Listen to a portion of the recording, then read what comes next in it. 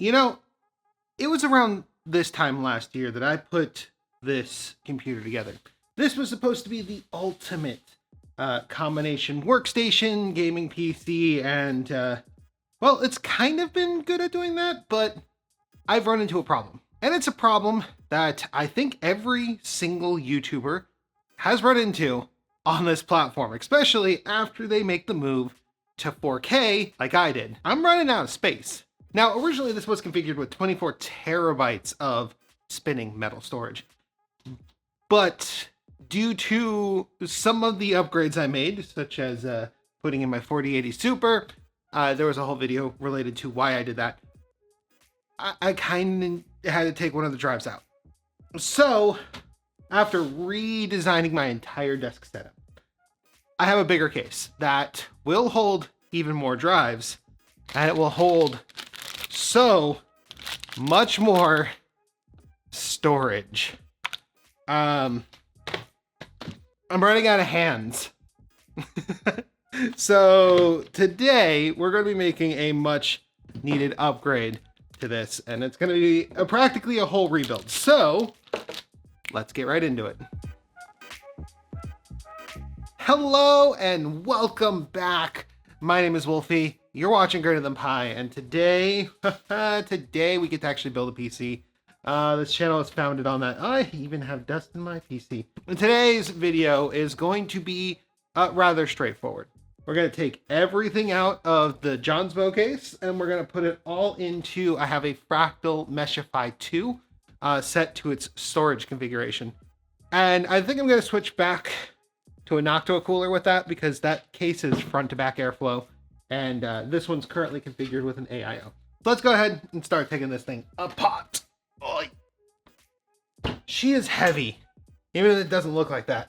So Compact ATX, it's a really cool format because like everything's in here, but unfortunately, when it comes to this format, you're limited a little bit.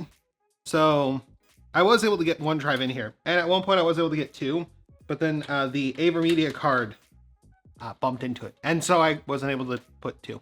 Now I am hoping that I already have the power supply configured with enough SATA cables. Only one way to find out is if I open it up. First panel removed, we've got our SSD that's just kind of chilling over here. That's not supposed to do that, but it's okay. We're gonna have more SSDs in here, obviously. This is where my video games are stored. This drive is important. We're gonna want to be careful with it. I say we start with the PCIe. It's often one of the last things to go in, and so it should be one of the first out. Also, we need to get this gigantic 4080 Super out of here so we can work. I'm kind of concerned about this massive thing inside of the new case. We'll find out how well that works. We do get to drop a PCIe card. We're going to be dropping the Sound Blaster again, but that's because I recently got the Beacon Studio. You can see that video before this one. And I love that thing. It's cool.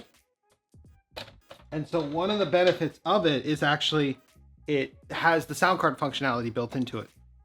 And while the Sound Blaster does produce a better sound, I think that the trade-off is worth it, especially because the Beacon is more integral to my production. Which actually kind of brings me to how the heck I ran out of space. This is a 12 terabyte drive. So I run 3 channels, and 2 of those channels are ones where I don't show my face. I do shoot this in 4K. It's actually, it is high bitrate, at least on the main camera, and then the secondary camera is a lower bitrate, and then this one still shoots at 1080p because its autofocus is so bad. It screws up even when it's not in 4K, and in 4K it's even worse. On this channel, I've got 3 cameras worth of footage going in. On the Let's Play channel, I have 2 4K sources, my character and my screen, which that changed more recently because I upgraded my monitor to a 4K monitor. It's just easier to capture native as opposed to trying to downsample. So I got 4K footage there. I don't really need my character in 4K, but it makes it easier to align things when it is. So 2 4K sources, theirs are also high bitrate. And then the last thing is my videos that I shoot in VR chat, which I unfortunately also am recording in 4K. So I got 4K footage on all of my channels. And so while the GPU, the CPU, and the RAM are great at holding up to it, other than this motherboard and this stupid bust ejector. There we go. So despite all of my hardware being very good at holding on to all this footage, 12 terabytes is just not enough. And I'm going to change my retention policy entirely because I can't just keep holding on to this much footage. The motherboard choice isn't exactly sensible, but it's literally what I had laying around. This is a Crosshair Formula 8. A little bit of an extreme motherboard, but the I/O on it is amazing. I personally love that this thing comes with so much I/O. None of these are the slow type lanes. They're just great. And that's also good because of everything that I do with this. We also do actually have a high speed USB-C in the front and in the back. This is USB 3, what is it, Gen 2? Something like that. So, other cool features, it's got a postcode readout, which I love having this on any motherboard that I do overclocking. This used to be my test motherboard until I moved to AM5. We have a Ryzen 9 5950X. So, if I'm not mistaken, this is the beast. The 16 core 32 thread one. I'll double check that. But this was one of the most expensive AM5 CPUs you could get. And the reason I went with it was because I actually bought it much later. And it was a good deal to buy this as opposed to going with an AM5 version, especially because what I'm doing isn't particularly computationally heavy. It's video editing. So a lot of it's on the GPU. And just having those extra cores, especially with this much RAM, was kind of useful. And it still is. Speaking of our RAM, this is Crucial Pro, if I'm not mistaken. Yeah, DDR4 Pro. And each one of these is 32 gigabytes. So this is 128 gigabytes of Pro style memory. It's not flashy. I mean, the heat spreader is very plain. This is a very utility focused system. Lots of cores, lots of stability essentially, because back then AM5 wasn't as stable as AM4 is. So a lot of stability, lots of memory, and that also went behind a lot of GPU horsepower, which is part of the reason why I built this system. So my main boot drive is actually right here under this heat spreader. I've got a let's say this is a WD Black. Yeah. WD Black in here. Oh, there we go. And you can see it a little bit. WD Black. This is a 1 terabyte. Yeah, 1 terabyte. And this thing has been very good as a boot drive. I ended up buying this one because my old boot drive actually died after doing exactly what we're doing today. Okay. And that's all gooped up, and then so are my fingers. You know, gotta get it on your fingers too. All right, so as I said, we're gonna be using the NHD15. This big boy is one of the best CPU coolers ever created. So much so that they only just recently revised it, and the revision had some issues compared to the one that like has existed forever. So this bad boy has been around for a long time. It's one of the best dual tower computer coolers ever, and it's kind of a legend for a reason. I put the Noctua logos upside down. That is an amateur mistake. That's okay. I was just checking the spread pattern, you know, making sure that it was gonna be good. Gotta say, every time I install this cooler, it just looks so good. The Chromax variant with the all blackout, just looks so nice. And our cooler's nice and installed. We can install our middle fan. That's not going to have any problems or conflicts with anything.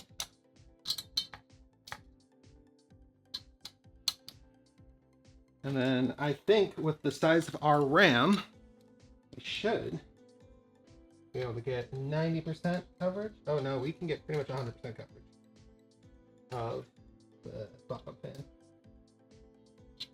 Yeah. So essentially, like, you lose a little bit from the top on this and a little bit from the center, but that fan is gonna be cooling this cooler pretty well. And hilariously, somehow, our RAM is not touching. So that's good. Now that we got the core of our PC built, it's time to introduce you to the major upgrade of this build, and that is the storage. So I mentioned earlier that I had to drop down to 12 terabytes in order to get everything to fit in the case. But this new one, that is not going to be a problem. I just did a test fit, and I should be able to fit every single drive that's on the table right now into the PC. We have two 12 terabyte Seagate Barracuda Pros that were refurbished by server part deals. We have a brand new 24 terabyte Barracuda Pro that actually I bought for roughly the same price that I bought the 12 terabyte ones a year ago. So this was an absolutely amazing deal, and I was surprised to be able to pick it up for around $200-ish. Now we do have a bit of a wild card here. We've got this 4 terabyte WD Black.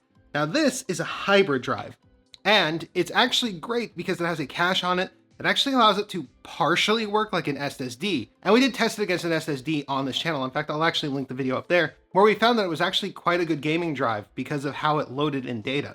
But there is still going to be this WD Blue 2 terabyte that is going to accompany our WD as the full gaming vault, if you will.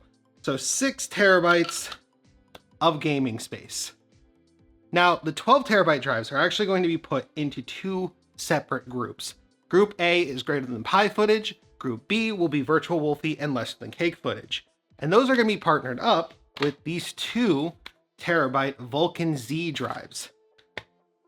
Those drives are essentially going to be the main editing drive where I'm going to actually do the work, and the SSDs will actually help with loading in and having better performance for Premiere Pro. The faster we get the data in, the easier it is to actually work with. The actual protocol that I'm going to be going with, because I don't want to necessarily go with RAID with this specific setup, is that the 2 terabyte drives will have a full copy of all of the footage that will also live on the 12 terabyte drives.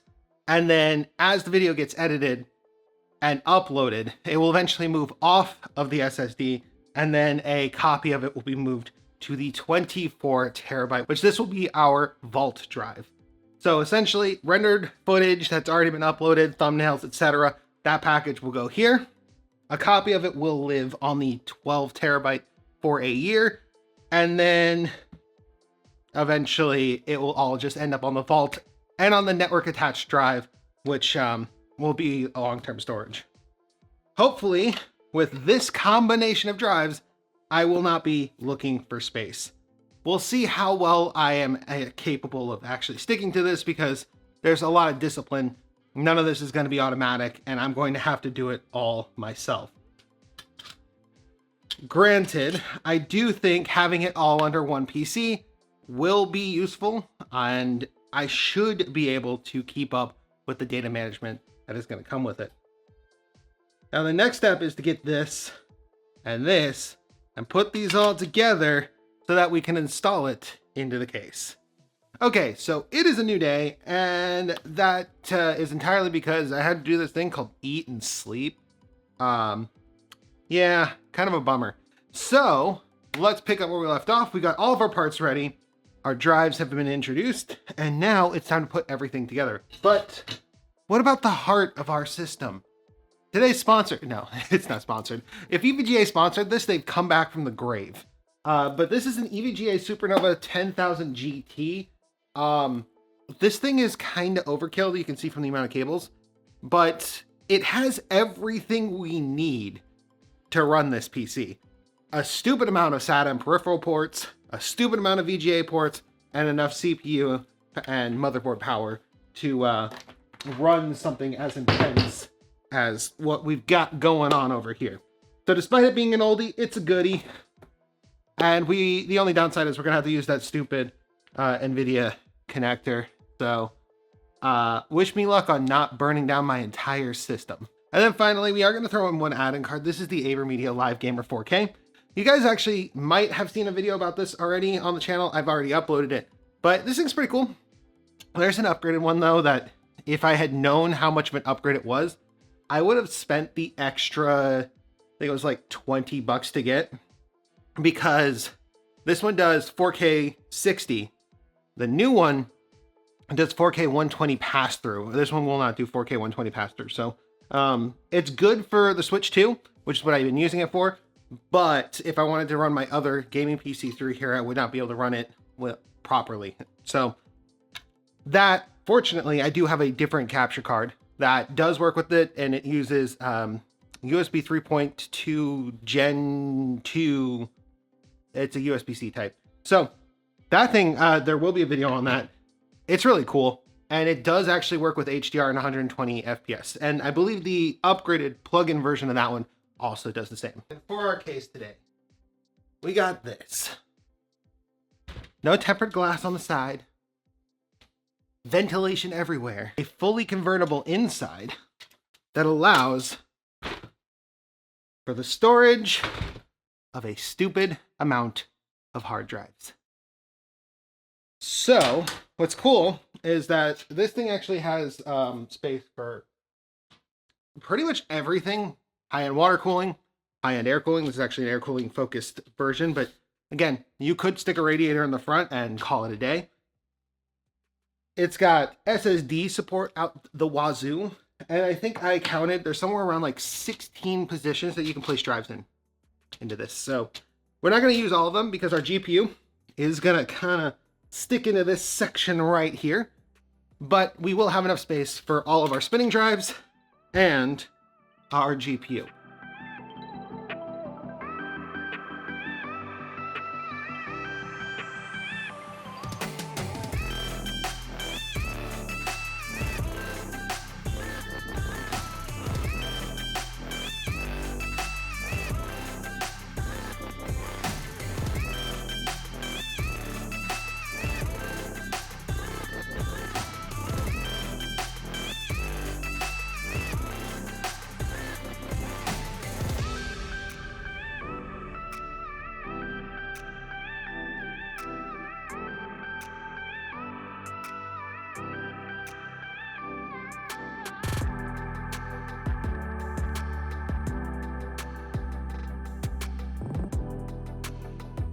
While I was really excited to be able to use this Western Digital 4 terabyte again, unfortunately, well, I just noticed that the connector on it is actually broken.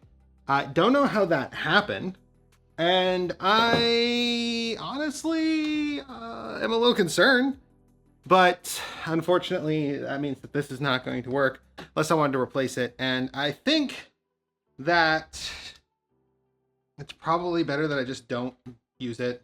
Or yeah, it's not really necessary. I already have 2 terabytes of storage for gaming, which I didn't even realize that I had 2 terabytes of storage for gaming. Ready?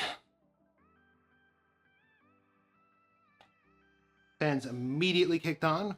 We've got CPU fans A, B. We got all of our GPU fanage. 1, 2, 3 are all spinning. And we're already running through postcodes. I want to see it display out on this bad boy. It's a lot of air coming out of this. And there she be, Windows.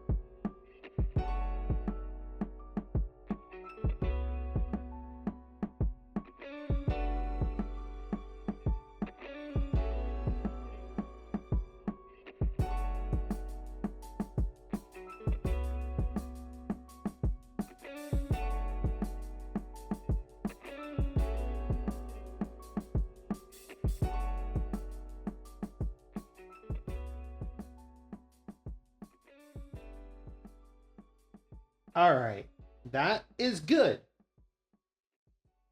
Let's make sure we have the drives we had prior. So, actually, yeah, because we plugged in the one. All right, so we got the Vault, which is one of the 12 terabyte drives. We've got the game drive, and we got the production drive. Cool. All of them are showing up. So now we're going to do disk management. Oh, all right. Now, look at that. Oh, it's beautiful.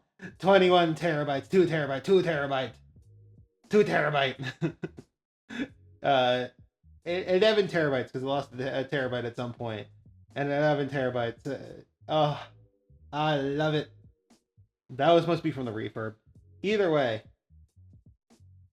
this is insane. Oh, it's so good though. It's so good. So now I'm going to just have to rename all my drives, get this thing hooked back up, and then I can enjoy some video games on it. I think one of the coolest things about this is our GPU is literally getting fresh air directly from the front, blown directly into it with no obstructions. And that's probably helping a lot with the temperatures and why it's not getting so loud. It's because our GPU is getting air. It's getting as much air as it could possibly get. Our CPU, you know, it's got a massive cooler that's going to take a while for it to heat saturate. But not bad. That's within expected performance. Of course, the only way for me to really test it is to do long-term testing. And yeah, that's going to happen with time. Plus, I got to seal this thing up and like actually see how quiet it really is. But I would say that this build was a success. And I am happy as can be with it. The best way to put this is probably the closest I'm going to get to building an actual workstation until I need to build a real workstation. Like, this is kind of an all-in-one bit of a beast of a computer. It's got a high-end GPU. It's got a high-end CPU. It's got a stupid amount of memory. It's got a stupid amount of storage. And all of that is just because this is what I need to make my videos. And I think that the craziest part about this is we went from not needing all of this, from literally me looking at something like a Threadripper and going, I cannot see how anybody would ever need this, to me now looking at a Threadripper going, that's gonna be the next step up. And that's crazy that we've gone this far in this period of time. Like, we've grown as a channel and we've developed our skills to the point that we need this. And this is just crazy. I love it. This is one of the coolest builds I think I've ever done, and it is the least flashy build. Of course, I think the absolute coolest one I've ever done was the all liquid cooling hardline tubing build, but it's kind of cool in its own way, its own unique way. This is a very cool PC, but that is where I'm going to end this video. Thank you guys so much for watching this. If you enjoyed watching me build this, consider giving a like, maybe comment, subscribe. If you want to know about like this kind of thing, we can do further deep dives. I'd be very interested in like kind of talking about the difference between, you know, workstations versus gaming computers, and like how sometimes you can cross them over. And then like, this is a perfect example of where you can build a crossover because you got the Ryzen CPU in here, but there are some differences between them. And I would love to like do a deeper dive on it. And heck, I would love in like 3-4 years to make a revision to this that's even bigger, even badder, and is even cooler. But that's only going to happen if you guys subscribe to this channel and we continue to grow. So thank you guys so much for watching. I'll see you next time. Wolfie out.